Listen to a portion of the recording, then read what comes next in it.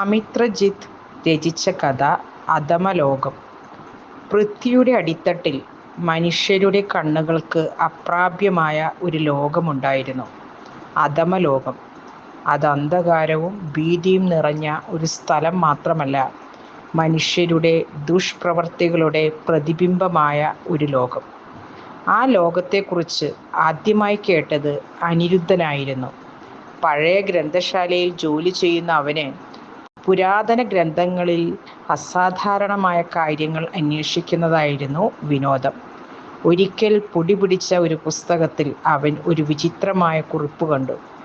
മനുഷ്യൻ തൻ്റെ ഹൃദയത്തിൽ സൃഷ്ടിക്കുന്ന ഇരുട്ടാണ് അധമലോകത്തിൻ്റെ വാതിൽ. ആ വാക്കുകൾ അവനെ ആഴത്തിൽ സ്പർശിച്ചു. അന്ന് രാത്രി അനിരുദ്ധൻ ഒരു സ്വപ്നം കണ്ടു. അവൻ ഒരു വലിയ കുഴിയുടെ അരികിൽ നിൽക്കുന്നു. കുഴിയുടെ ഉള്ളിൽ നിന്ന് കരച്ചിലുകളുടെ ശബ്ദം. ഇവിടെ വരിക എന്നൊരു ശബ്ദം. ഭയത്തോടും കൗതുകത്തോടും കൂടെ അവൻ താഴേക്കിറങ്ങി. അവൻ കണ്ടത് ഒരു ഭീകര ലോകമായിരുന്നില്ല.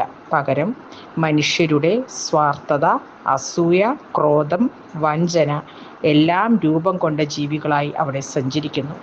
അവൻ തിരിച്ചറിഞ്ഞു, അവ ജീവികൾ മനുഷ്യരുടെ ചിന്തകളിൽ നിന്നാണ് ജനിക്കുന്നത്. ആ ലോകത്തിൻ്റെ നടുവിൽ ഒരു സിംഹാസനം, അതിൽ ഇരിക്കുന്ന ഒരു ആകൃതി, അധമരാജാവ്. നീ ആരാണ്? അനിരുദ്ധൻ ചോദിച്ചു. ഞാൻ ആരുമല്ല, ഞാൻ നിങ്ങളാണ്. രാജാവ് ചിരിച്ചു. നിങ്ങളുടെ ദേഷ്യം, നിങ്ങളുടെ അഹങ്കാരം, അതാണ് എൻ്റെ ശക്തി. അനിരുദ്ധൻ മനസ്സിലാക്കി, ഈ ലോകം നശിപ്പിക്കാൻ ആയുധം വേണ്ട, മനുഷ്യരുടെ മനസ്സിൽ മാറ്റം വേണം.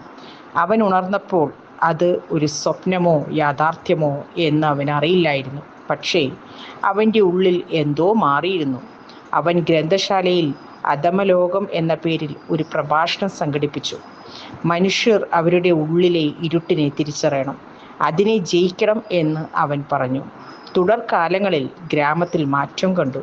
അസൂയ കുറഞ്ഞു, സഹായ മനോഭാവം വർദ്ധിച്ചു. അതേസമയം ഭൂമിയുടെ അടിത്തട്ടിൽ അധമലോകം അല്പം പ്രകാശിച്ചു. സാരാംശം: അധമലോകം എവിടെയോ ദൂരെയല്ല, അത് മനുഷ്യൻ്റെ ഹൃദയത്തിലാണ്. അതിനെ നശിപ്പിക്കാൻ പ്രകാശം പുറത്തല്ല, ഉള്ളിലാണ് കണ്ടെത്തേണ്ടത്.